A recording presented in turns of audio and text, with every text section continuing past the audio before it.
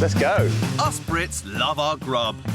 And our shops and supermarkets are stacked high with food from all over the world. Whoa! But how do we really know about where our food comes from? I've come to ask you how dangerous my nuts are. We'll be travelling far and wide Look how high up we are. Oh! to reveal the truth about the food we eat. That is not as I would expect at all. Coming up, I'm in Peru to find out how they turn coffee beans into the instant granules in our jars. Ah! Oh my God, it's like Narnia! I ask, is it really worth splashing out on expensive vodka? This looks like the beginning of one of Matt Tebbutt's parties. And I find myself at the business end of Wensleydale cheese. I don't know why it's funny, but it's quite funny. Yeah, no.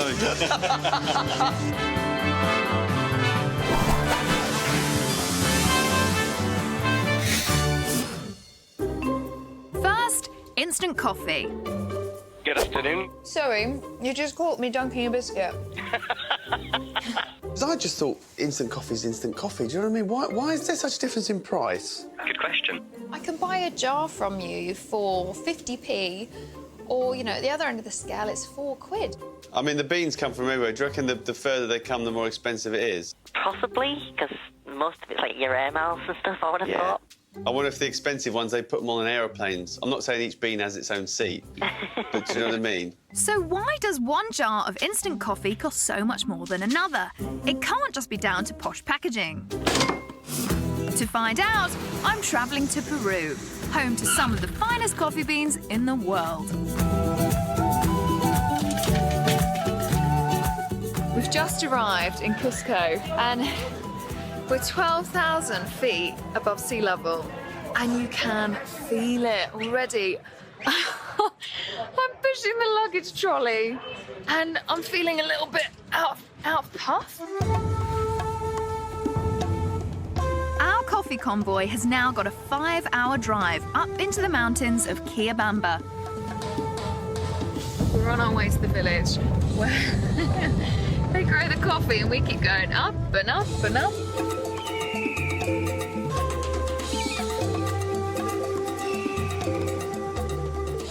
I would say it's probably nothing short of a bit of a death drive, really. This is the sheer drop. I hope there's nothing coming the other way. Lugardo? Hola, sí. Ah, Kate! Hola, hola. My guide for the day takes the view that if I'm going to pick coffee like a local, I need to dress like a local. Gracias. There are two main types of coffee beans, Robusta, and the bean this remote area is famous for, Arabica. Unfortunately, they can only be reached by foot. We are very high up. Lugardo! Dale espacio. Ah! And at long last, This is the coffee. See? These little red berries. Wow. we find what are known as coffee cherries. It's like biting into an apple pit. No taste of coffee whatsoever. The Arabica coffee plant is a delicate species which only grows at high altitude. So, Lugardo, is this the only spot that you can grow this? Exacto. Pues tenemos alturas y de noche las temperaturas acá bajan a 10 grados bajo cero. Eso le da una cierta característica. These cold nights slow down the Arabica bean's growth cycle, allowing deeper, more pronounced flavours to develop. And so, is every single coffee bean hand-picked like this? Exacto. O sea, cada uno manualmente, ¿no? No, acá no se aplica cosecha. O sea, es, digamos, cosecha natural manual. So unlike Robusta beans, Arabica is expensive to harvest. What's more, the Arabica bush is sensitive and susceptible to a deadly fungal disease. Gosh, that is a lot of coffee. Once the beans have been picked, the first step is to separate them from their shell.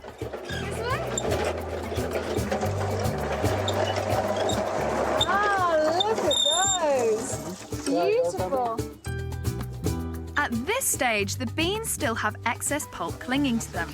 This is removed by fermenting them for 12 to 16 hours. So right now, these beans, they've finished fermenting, and now you're rinsing them through with water. Exacto. These precious beans are then carefully dried in the sun for up to 4 days. So this is how you dry it. When do you roast these beans once they're dry, and how do you make your instant coffee? Bien, nosotros acá producimos hasta lo que es café pergamino. Lo exportamos en café oro verde, pilado. Le separamos la cascarilla y lo exportamos. Ya en el extranjero tuestan a la calidad que ellos quieran. I want to follow your beans to their next destination. Okay. Let's go. Come on. Nos vamos ya.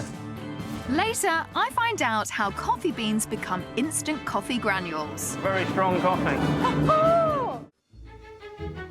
Next, vodka. The nation's favourite spirit, but the price of a bottle can vary massively. Vladivar comes in around £13. Belvedere will set you back around £36, while the rich and famous are happy to pay over 10.5 grand for Coors Gold. But what's the difference? Do you know why they vary in price so much? No idea. I don't really know what the difference is. Most vodkas do taste exactly the same. Basically, I think it's just the same stuff, but they put it in different bottles. What about the ingredients? The ingredients more expensive. I'm not too sure about ingredients now. Bye-bye. So what is the difference? This company in Herefordshire produces one of the UK's pricier brands. Hi there, you must be Jamie. Hi, Jimmy. Now, I'm here to find out how you make your premium vodka. OK, well, it all starts with a humble potato. With the spud? With a spud. Can you make vodka just with potatoes, or can you make it with anything? You can really make it with any agricultural source that's got a starch content. Most vodkas are made from barley, rye or wheat. These base ingredients are said to add subtly different flavours. So as long as your vegetable product, whatever you're going to use, contains starch, sugars, then you can make vodka. You can convert it into alcohol, yeah. Every week, 160 tonnes of prime King Edwards are cooked in these massive vats. At this stage, it's just pure mashed potato. So I should have bought a few sausages for that then, You really? could have done, yeah. We would have had sausage and mash. Next, yeast is added to kickstart the process of converting naturally occurring sugar into alcohol. What we get at the end of around 5-day period is what we call a low wine of around 10%. So essentially, it's a potato wine, but probably the world's worst potato wine. Oh, my Lord. Now we get some nice brown wine. You weren't joking, look at that. It's not that appealing, is it? No. That's horrible. But we are going to refine this even further. Thank the Lord. Can I have a little taste? I'll get you a little taste. Look at that. That's a piece of magic. So it's down in one? No. Take it easy. Maybe just have a little dip first.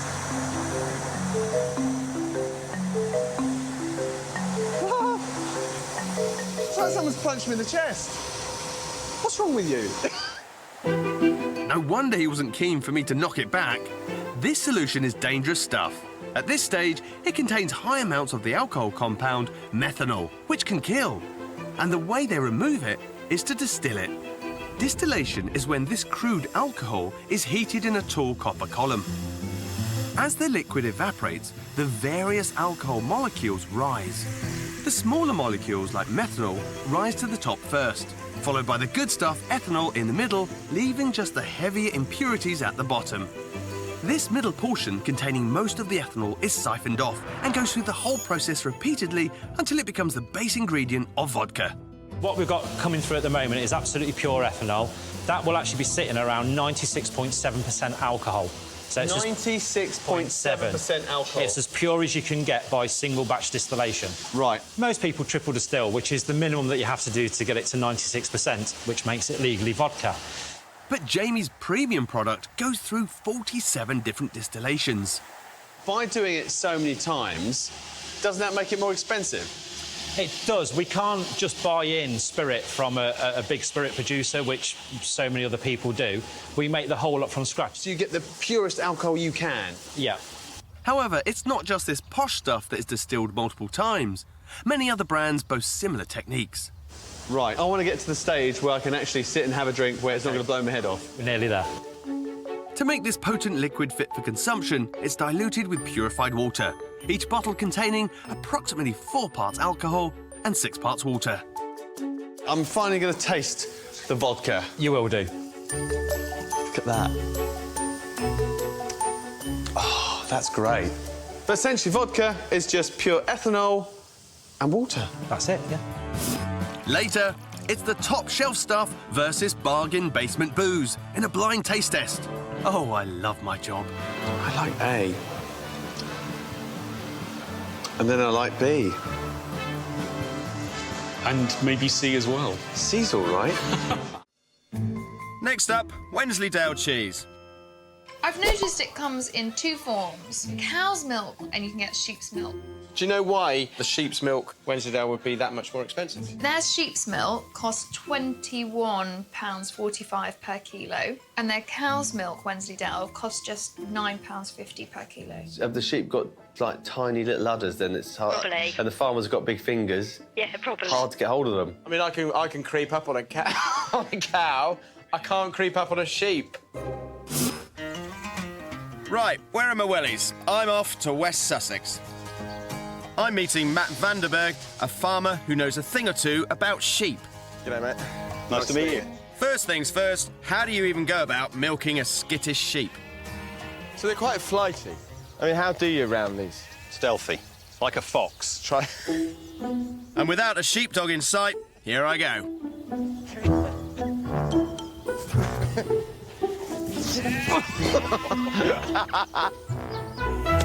OK, so that's harder than it looks. It looked quite hard, actually. I have to say. Some sheep are good for meat, and some sheep are good for milk, just like with cows. Good, so I've needlessly been chasing the wrong ones. That's brilliant. This is the Friesland breed, which is the milking breed, like a Frisian cow. They're taller, bonier, everything's in the udder, and friendly like a cow. Yeah, they're almost like pets. Yeah, no, they are. These girls have got work to do, so I hope they're a bit easier to deal with. Come on, girls. Right, you lot. Come on. Like the Pied Piper. It's as easy as that. In we go. Ready, girls? Now, coming from Wales, obviously I know a thing or two about sheep, but this is a first for me. A wipe each, and in we go. We get them nice and clean. That's it. And then the next job is grab your clusters. Yeah. Pop that on. I'm O'Reilly. Sounds like you're trying to change gear. Oh, my word. And there we go. You can actually see the milk pouring down, and that's literally being massaged out of the udder. I don't know why it's funny, but it's quite funny. Yeah, no. And after all that effort, how much milk do these sheep actually produce compared with a cow? So that's what a cow will give you every day, and then that's what a sheep will give you. Wow, really? You need about 18 sheep to match to produce what a cow's given you. So that's essentially why it's so pricey. It's like liquid gold. Earlier, I found out sheep produce a tiny fraction of milk compared with cows. You need about 18 sheep to produce what a cow's given you. So how do you make enough sheep's milk cheese to supply the supermarkets with such a small yield? I've come to, Wensleydale in the hope that Sandra Bell can tell me. Hi, morning. Sandra? Yeah, pleased to meet you. This creamery is part of a long tradition. Their sheep's milk cheese has been made in Wensleydale for over 800 years. What's going on in there then? We're filling this vat with sheep's milk. But they're not all about sheep's milk here. They make it with cow's milk too. Sheep's curd is white, cow's is yellow. Other than the obvious difference, which is the colour between these two cheeses, what other differences are there? What it has taken is a lot more milk to make the cow's milk cheese. So we needed about 10,000 litres to make that ton of cheese that we see on the table there. Right. Whereas over here, we only needed around 6,000 litres. Sheep's milk goes further. That's because it contains more fat and protein than cow's milk. Now I'll stop bleating on about this and taste some. First, the cow's milk cheese. It's got that crumbly texture that you'd expect, right? Texture. Yeah, it's nice. It's quite sort of fresh. And now for the sheep's cheese. Totally different. Much richer. Very, very creamy. I much prefer the cheese. One of these bad boys cost nearly 90 quid. Fingers crossed they won't miss this one. earlier, I found out what heights coffee farmers go to grow premium Arabica coffee beans. This is the coffee. See? I can understand why a hand-picked coffee bean at the top of a mountain can cost a lot, but what's in my cheaper instant coffee? This Staffordshire factory produces over 40 million cups of instant a day. Hi, Gavin. Hi, Kate. Right, I recognise those. I want to know the difference. OK, well, let's go and find out. Brilliant. Through here? Yeah, sure. First, factory manager Gavin Burton wants to show me where the raw beans for the instant coffee arrive. So this is where it all starts. Yeah, so this is where we receive the green coffee. I recognise these. So what do you think they are? Are they Arabica beans? No, unfortunately, they're not. They're Robusta beans, actually. Robusta? So you can see they're slightly less uniform. Now, Arabica beans, I've picked them, and they're really, really scarce. I mean, they're hard to grow for lots of different reasons. So I'm guessing that Robusta are cheaper? Yeah, they are about half the price of the Arabica beans because they're much more plentiful globally. So you make your coffee from Robusta beans? And Arabica. It's a blend of Robusta and Arabica. There are more Arabica coffee beans in Gavin's premium instant coffee, while the standard instant is mostly Robusta. Is that what explains the price difference between your premium products and your other ones? It's partly that and it's partly the technology that we employ. So it's not just the bean, it's also the tech. It's also the tech. Brilliant. Exactly. Right, let's go and have a look. OK. Both types of beans are roasted in the same way, and it's here the flavours are developed. Then the roasted beans begin their journey to become the instant coffee that we buy in the supermarket. So what we're doing at this point is we're putting in this roast and ground coffee. We're just adding very hot water into the coffee grounds, basically create the coffee that you would normally create in your cafetiere at home, but on a much more of an industrial scale. Purely coffee and water. Exactly. And then you get this. And then we get that. So you're telling me that so far, apart from the starting point of the beans, if you were to compare the process for your standard and your premium coffees, they're exactly the same. The basic fundamentals are the same. But the next bit is the drying technologies, and they're significantly different. Right, let's go and see. So this is our spray drying process. So this is a liquid coffee going into this tower. It's heated to 185 degrees centigrade, dehydrating the coffee and creating granules. So is all of your coffee spray dried? No, we've got our freeze-drying process as well for the premium product. The freeze-drying process, as the name suggests, happens at sub-zero temperatures, so Gavin's making me put on my winter woolies. All of this for a cup of coffee? Actually, we're doing a bank robbery, yeah? This conveyor belt of coffee liquid is about to hit minus 45 degrees, colder than the Arctic Circle. And exactly what goes on in this room is a closely guarded secret. Ah! Oh my God, it's like Narnia! It's snowing in here! So in here we're producing the liquor and we're creating this solid cake, frozen solid cake. Right, should we get back out? Yeah, let's go outside, yeah?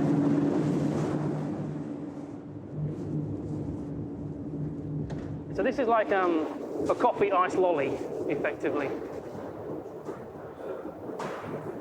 Very strong coffee. Oh! So why do you go to all this trouble? Because when you freeze it, you've locked in all that aroma and taste. Then we dry it, but we dry it very gently. So you end up with the perfect granule that you see in your jar. So looking at price, what's the difference between this process and spray drying? You've got to keep a cold room at minus 45 degrees. The amount of energy required to keep that room at that temperature is immense. So the price difference is down to the beans, and it's down to that. Yeah, two key elements, I would say. Earlier, I found out how premium vodka is made. Essentially, vodka is just pure ethanol and water. That's it, yeah. So if the recipe is that simple, is it worth splashing out for the posh stuff? To help me is spirits expert Ian Wisniewski. Hi there, Ian. Jim, nice to see you. Now, I want to find out about vodka. Is there any difference in taste, though? Definitely. Yeah, there is. I mean, brands at various price points will have perhaps a more mellow side to them or be much bolder and more characterful, and you get that throughout the range. Ian has selected 3 vodkas to put to a blind taste test. Glen's vodka that retails at around £13 a bottle, a mid-range Absolute at about 20 quid, and at the premium end, Grey Goose, which is around £38 a pop. Wow, this looks like the beginning of one of Matt Tebbutt's parties, this does. OK, so let's start with A. Yeah. You're spitting yours out. I've swallowed mine. Let's move on to B. Let's see whether C exceeds those 2. But which is my favourite? I like A. And then I like B. And maybe C as well. C's all right. OK. No, I think I'm going to go for A. Yeah. Do you think that represents what most people go for? Well, it'll be interesting to find out. I've rounded up a few volunteers. I'll be honest, it wasn't hard. So hands up if you like C. So 2. Hands up for B. 1. Hands up for A. So that's 2 volunteers and myself who chose A. 2 preferred C, while only 1 preferred B. So let's start off with 3rd place, which was B. Wow. B is the most expensive. I'd said that was my least, didn't I? I went Least favourite. Wow, OK, what's next? C is the medium expensive one. Wow, I can work out. So guess what you like best? I am cheap and cheerful. Well, that's what we said. High 5. In our unscientific test, most of us chose the cheapest. And according to the Royal Society of Chemistry, when it comes to any discernible variation in flavour between vodkas, even the science isn't conclusive. So for the time being, it looks like it all comes down to personal taste. Well, if that's your favourite, that's absolutely fine. You know, you won't have a big vodka bill. That's perfect. That is perfect.